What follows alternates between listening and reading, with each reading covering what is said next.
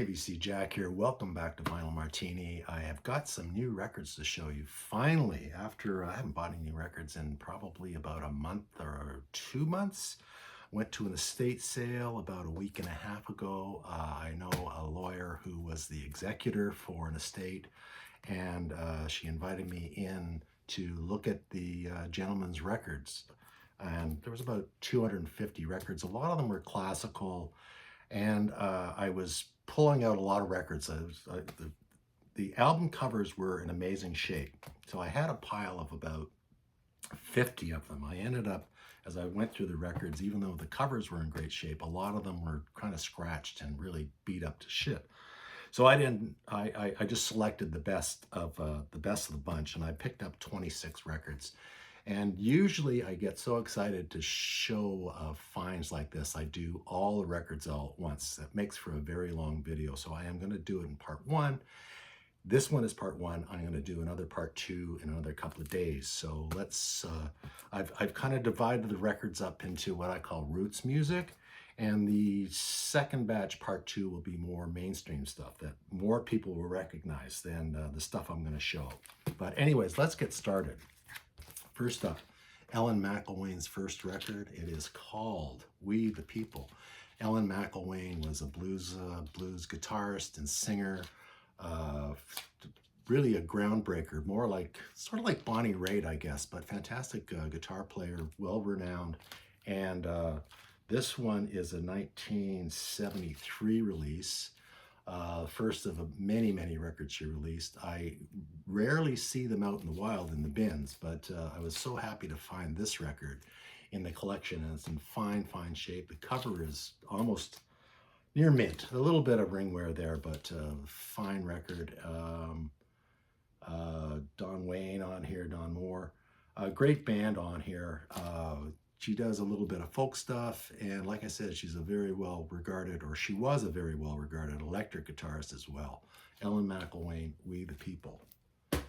Another Ellen McIlwain record called The Real Ellen McIlwain. This one's a little unusual. It's on Cotai Records from Montreal. She did a lot of touring in Canada. She was really popular in Canada, and as a matter of fact, when she passed away in 2004, she was living in Calgary, so she made Canada her home. But this is another blues record. Higher Ground is a great song, 30-piece band. A lot of Born on Her Bad Side is on here. Up in Heaven Shouting, I'm So Glad, another good one. She does a cover of Blueberry Hill. So really happy to find my first couple of Ellen McIlwain records. Again, called The Real Ellen McIlwain, and this one was recorded, the date on here, I think, is 1975.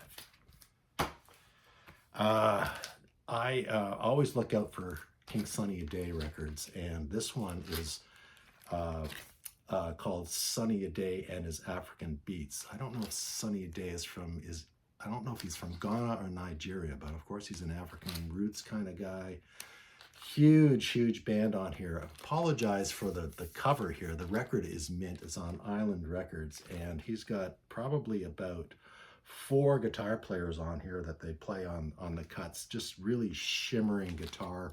He's a great singer, a great guitarist, and I have a couple of Sunny Ade records. I'm always looking out for them, and I was very, very happy to find a copy of this, even though the cover is pretty sad, so this will be a placeholder. I don't think I'll find a copy of a record that's in good a shape as the record itself, but certainly the cover. So King Sunny Ade, and this is on Island Records from no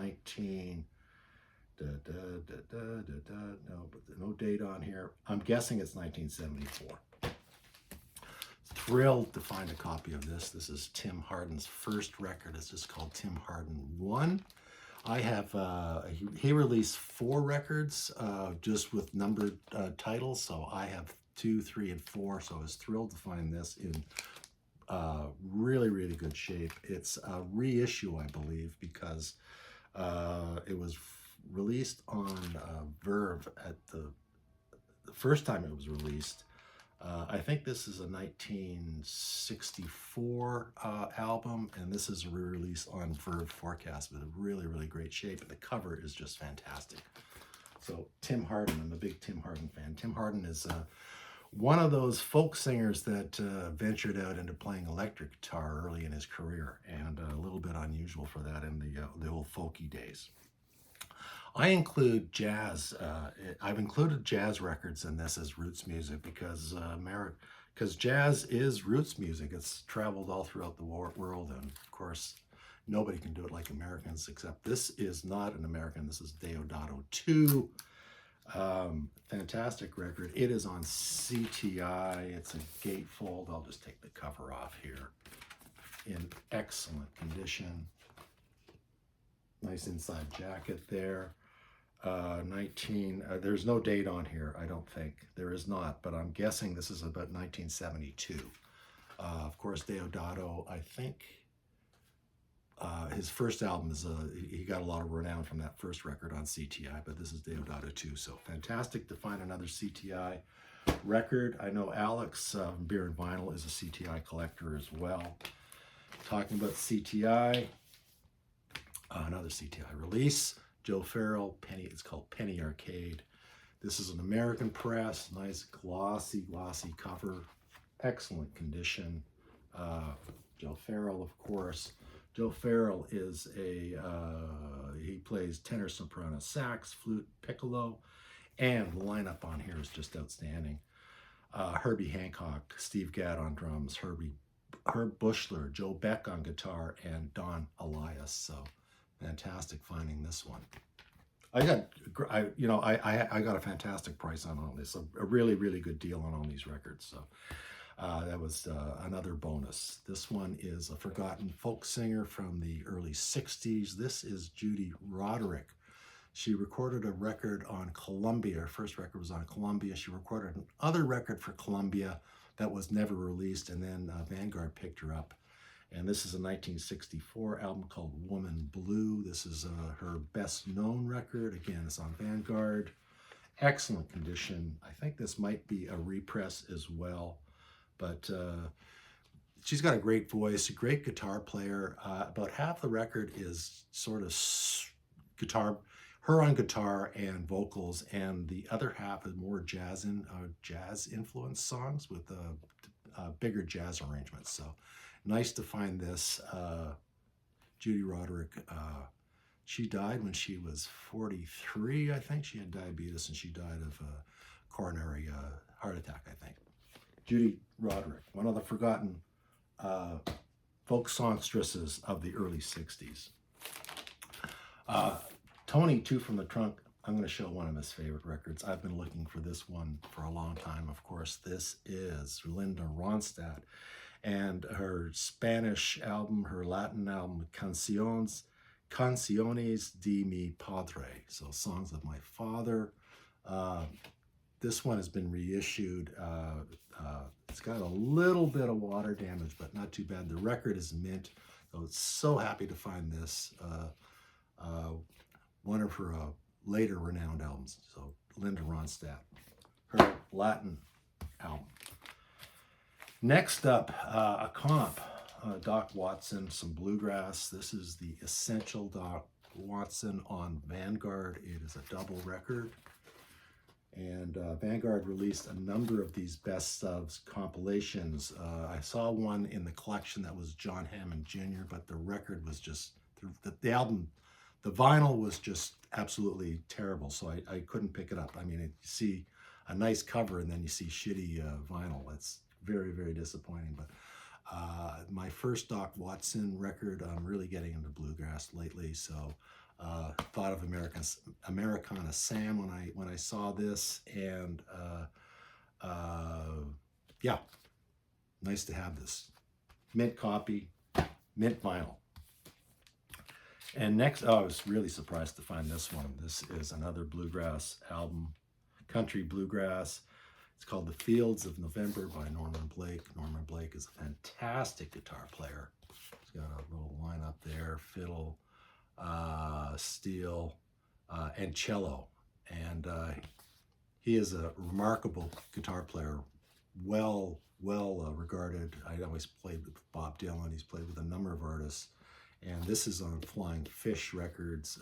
Jonathan, Cheap and Cheerful, is always looking for Flying Fish Records, and so am I. So very happy to find this one. And it is, yeah, The Fields of November by Norman Blake. So fantastic stuff. Another jazz record, great to find this one as well. It's called Jazz Samba, Stan Getz, Charlie Byrd, the original Bossa Nova album on Verve Records. I believe this is a repress, but it is really, really fine shape. Brazilian folk music, sounds from modern Brazilian folk music.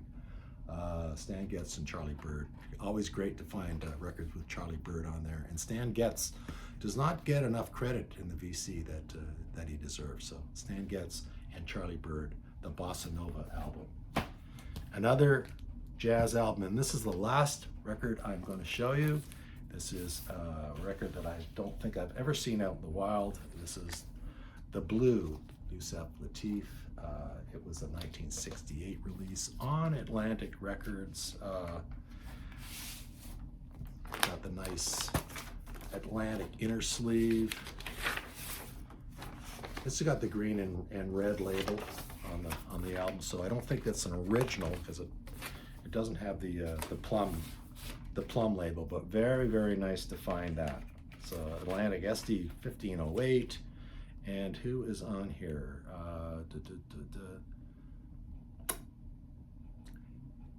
There's too much reading. They don't have the players listed. So now hold on. Personnel is Yusef Lateef, Sonny Red on alto sax. Blue Mitchell's on here. Blue Mitchell's so fantastic. Buddy Lucas on harmonica. Kenny Burrell on guitar. That's always a bonus there. Hugh Lawson on piano. Cecil McBee on bass. Bob Crenshaw, Fender bass, and Roy Brooks on drums. And the vocal, there are a couple of vocals by Yusef Lateef on here. So fantastic to find that. So that's part one of my estate sale finds. Stick around in a couple of days. I will be posting number two. So thanks for watching. If you like what you see, give me a like. If you haven't subbed me up, give me a sub. I'm trying to get up over 700. I'm always teetering right on the edge there. So I'd appreciate another sub. Anyways, till next time, I'll see you guys later. Cheers.